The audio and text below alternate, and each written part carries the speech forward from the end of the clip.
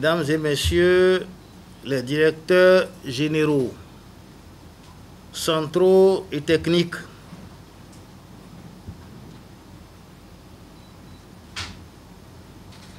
Mesdames et Messieurs, chers collaborateurs, en ce jour solennel, je voudrais de prime abord rendre grâce à Dieu Tout-Puissant,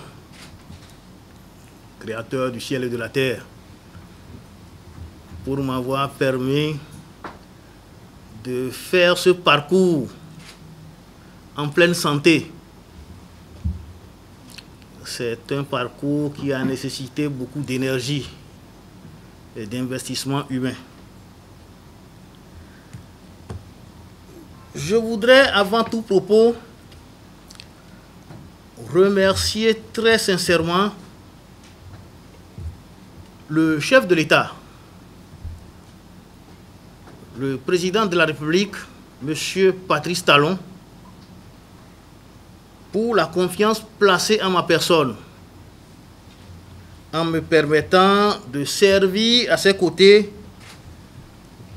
à la tête du ministère des Infrastructures et des Transports pendant plusieurs années. Ceci m'a donné l'opportunité de faire la riche expérience de l'exercice du pouvoir d'État. Chers collaborateurs, nous allons, si nous évaluons les deux périodes, nous avons globalement passé plus de 5 ans ensemble. 5 ans dans la vie d'un homme, c'est beaucoup. 5 ans d'intense activité pour porter la politique de l'État dans le domaine des infrastructures et des transports. Nous avons travaillé pendant toutes ces années,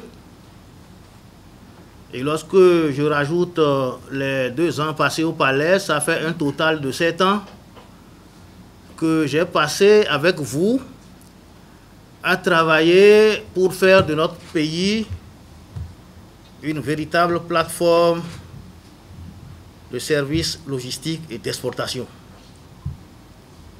Nous sommes en chemin. Le chemin parcouru est important, mais il reste encore beaucoup à faire. Nous avons travaillé dans tous les secteurs et sous-secteurs dont nous avons la charge. En de pareilles circonstances, la pratique recommande qu'on dresse un bilan. Mais je vais me soustraire à cet exercice. Nous avions déjà eu l'occasion l'année dernière de faire un bilan d'étape et nous avons pu constater que beaucoup de choses ont été faites. Dans le secteur des infrastructures routières, nous avons construit beaucoup de routes.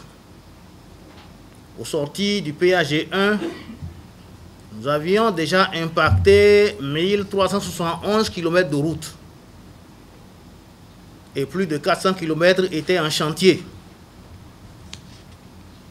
Au résultat du péage 1, en termes d'infrastructures routières, nous pouvons aujourd'hui parler des chantiers en cours et ceux en cours d'achèvement. Il y a la route des pêches 2 qui est en cours, Porto Novo, Poubé au Bel Air qui est en cours, très avancé, Poubé à Diawere qui est achevé, Ketoussa que nous avons achevé, Dassa Savalou Djougou qui est très avancé, Zanyando Pauyan, Kove Baname, Kogre Zaputa également, Lokosa DV à Plahoué. Et à ces chantiers qui sont à des niveaux d'exécution appréciables, nous avons ouvert d'autres chantiers. Il y a le chantier Wadon à Diara Médé-Djornou, Porto Novo, Guessou Sud, Sidandé, qui est en pleine exécution, Djougou, Peonko, Kéru, Banikwara, Béterou, Tchaourou, frontière du Nigeria, et la liste serait longue si je devrais continuer. Mesdames et messieurs, je ne saurais citer, sans citer le boulevard de la Marina qui aujourd'hui fait partie de nos plus belles réalisations dans le pays. Dans le secteur aéroportuaire, nous sommes en train de réaliser la rénovation et l'extension de l'aéroport international de Cotonou avec beaucoup de réformes. Nous avons engagé dans le sous-secteur portuaire l'extension du port de Cotonou. C'est un ensemble de 12 projets qui est en cours d'exécution actuellement sur cette plateforme portuaire. Nous avons également fait beaucoup de réformes. Nous avons fait des réformes difficiles. Je voudrais ici saluer le patriotisme du personnel. Je voudrais les remercier pour les efforts consentis, chers collaborateurs, pendant ces moments difficiles que nous avons tous traversés. Et croyez-moi, j'étais de cœur avec vous. Nous avons travaillé, nous travaillons toujours et le ministre continuera par la suite de faire en sorte que des accompagnements qui sont prévus par le gouvernement et viennent. Monsieur le ministre du cadre de vie, et quand je dis accompagnement, au titre de la SOEMA, par exemple, nous avons la création de la nouvelle société de manutention portuaire qui prendra le relais. Nous travaillons déjà à cela, le ministre prendra le relais et c'est un accompagnement. Monsieur le ministre du cadre de vie et des transports chargé du développement durable, mon cher frère José,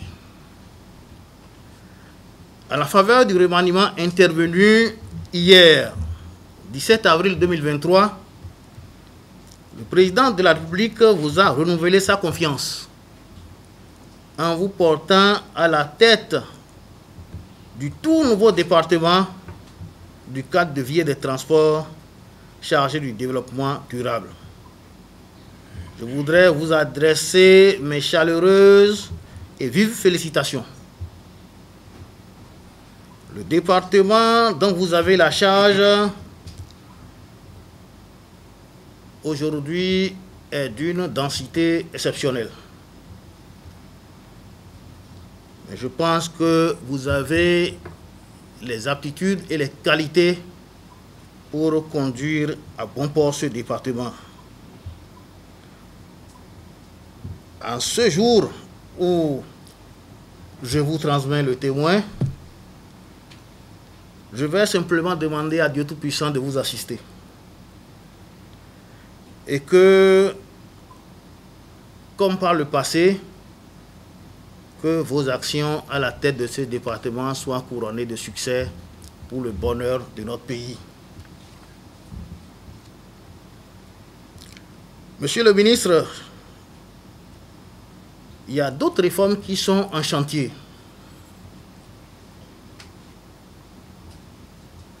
Nous avons la mise en place du système d'information portuaire. Le bureau d'embauche unique que nous avons créé vient à peine de démarrer et il faudra le suivre. Nous avons un grand défi aujourd'hui, un défi majeur, qui est celui de l'entretien routier. Monsieur le ministre, les années à venir, si nous exécutons le PAG2, l'essentiel du travail dans ce département en termes d'infrastructure sera l'entretien routier. Nous sommes en train d'engager la professionnalisation du métier de transporteur. C'est également une grande réforme que nous venons de lancer et cette réforme concerne l'Agence nationale des transports terrestres, les questions de sécurité routière qui sont prises en charge par le Centre national de sécurité routière, le monde des transporteurs et la gestion du fret. Il va falloir opérationnaliser le bureau de gestion de fret.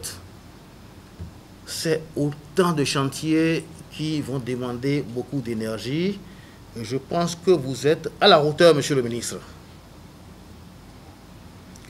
Comme vous le constatez dans les énumérations,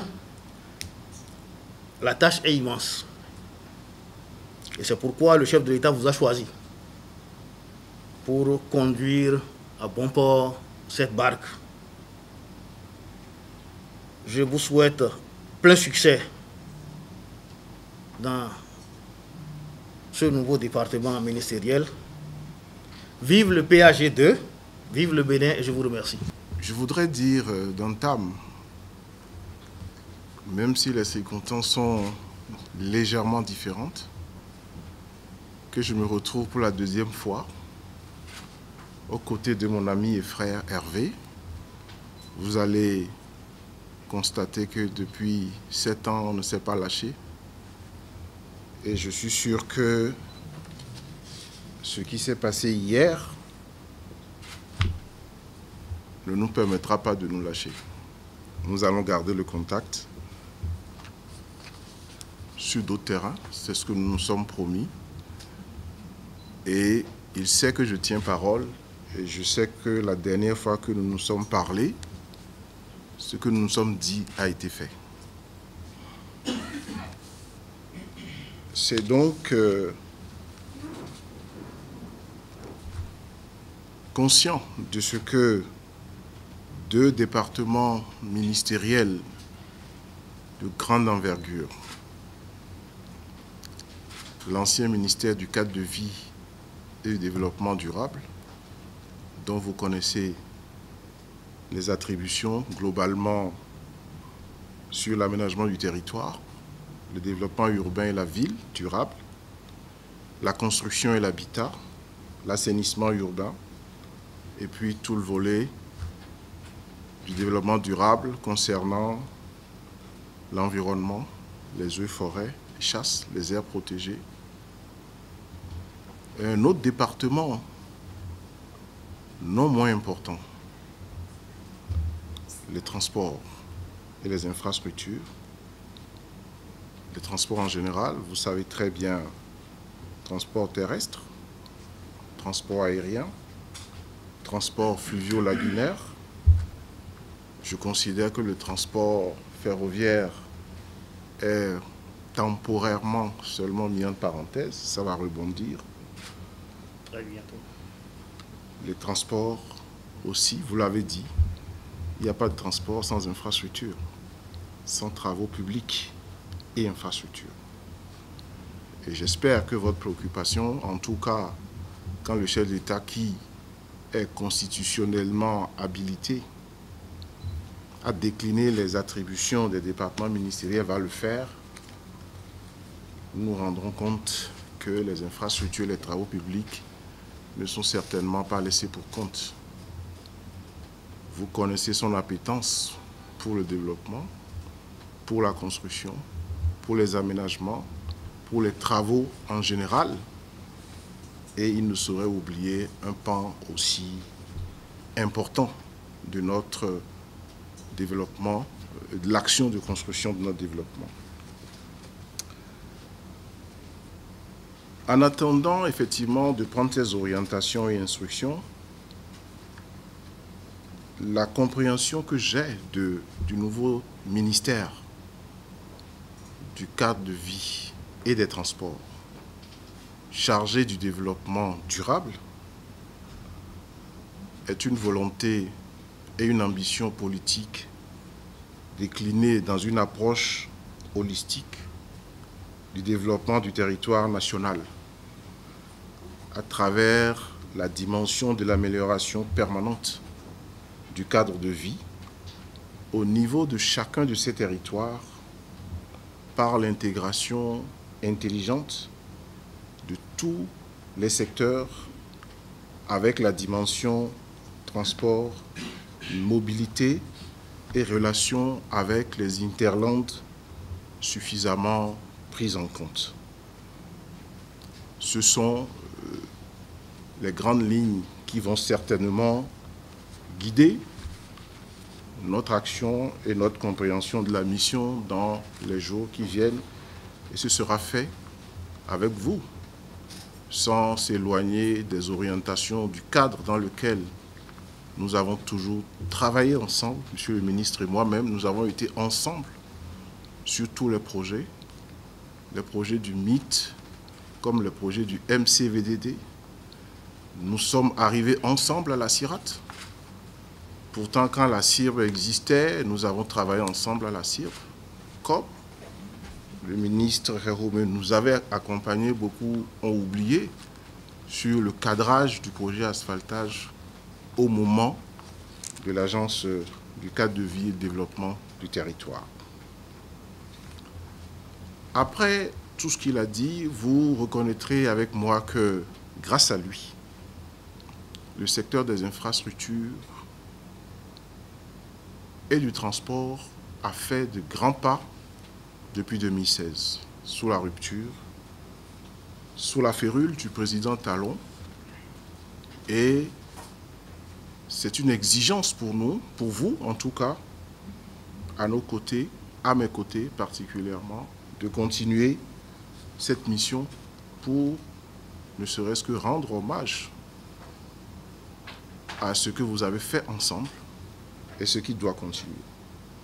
Par rapport à tout ce qu'il a décliné, je ne vais pas rentrer dans les détails, mais les infrastructures routières, nous savons, Monsieur le ministre, que l'objectif principal, c'est de connecter toutes les villes, tous les chefs-lieux de communes avec une infrastructure de grande qualité. Sous votre présence et votre action ici, la qualité des infrastructures routières a changé de palier. J'ai constaté également que les corridors du Bénin sont devenus les meilleurs corridors de l'UEMOA et de la CEDEAO.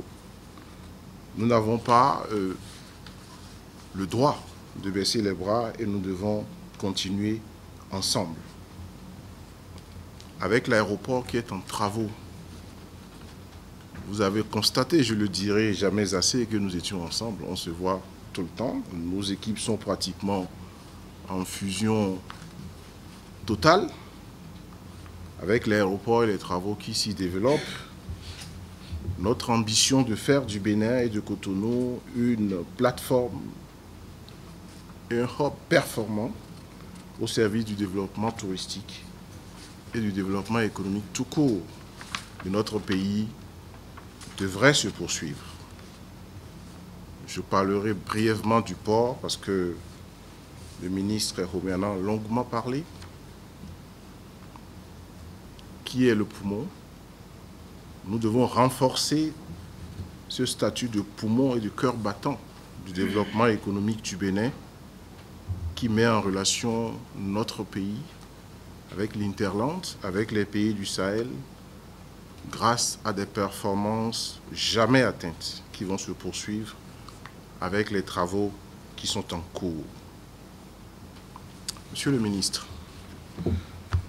j'ai eu beaucoup de plaisir à travailler avec vous sur plusieurs sujets de nos départements respectifs. Heureusement que nous nous connaissions avant de nous retrouver dans ces missions. Et ce qui doit prédominer, ce sont nos relations humaines. Je considère mon arrivée ici comme le devoir de poursuivre l'amélioration durable du cadre de vie des Béninois, dans la mise en place d'une combinaison et d'une synergie intelligente et non une juxtaposition entre le secteur du cadre de vie et celui des infrastructures et des transports. De travailler à multiplier les énergies et le potentiel de compétences aussi nombreux que les nôtres pour accroître la visibilité du Bénin révélée pour la mise en œuvre rigoureuse et méthodique du PAG de nos deux secteurs devenus désormais un secteur unique selon les orientations du gouvernement et surtout de son chef. Vous avez eu l'amabilité de me préparer un discours que j'ai parcouru très rapidement et je partage totalement les défis que vous avez mentionnés dans ce discours. Je voudrais les parcourir à nouveau. Le développement harmonieux des services de transport dans le sens de la multimodalité. La poursuite de la modernisation du réseau routier par l'extension du réseau routier bitumé. La réalisation de grands chantiers de construction d'ouvrages spécifiques. L'entretien du réseau routier bitumé et en terre pour maintenir un niveau de service de la route appréciable, ainsi que la construction et la réhabilitation des pistes rurales pour le désenclavement des localités, la réduction de la pauvreté et, j'allais dire, l'accélération de la production agricole. Je voudrais sincèrement vous dire que je compte sur tout le monde. Je ne suis pas un grand connaisseur de la maison, mais je ne suis pas un intrus non plus. Je suis passé très brièvement ici et nous avons eu le temps de nous voir souvent. Je voudrais vous dire aussi que je me considère comme membre à part entière de vos équipes respectives, de toutes les équipes ministérielles et opérationnelles, et que nous allons nous remettre à la tâche, comme vous l'avez fait depuis 7 ans, pour poursuivre l'œuvre. Je saisis cette occasion pour remercier sincèrement le chef de l'État, le président Patrice Talon, pour cette confiance renouvelée, c'est-à-dire pour cette confiance accrue. Et j'espère très sincèrement que vous allez m'aider à mériter cette confiance. Merci beaucoup. Bon vent.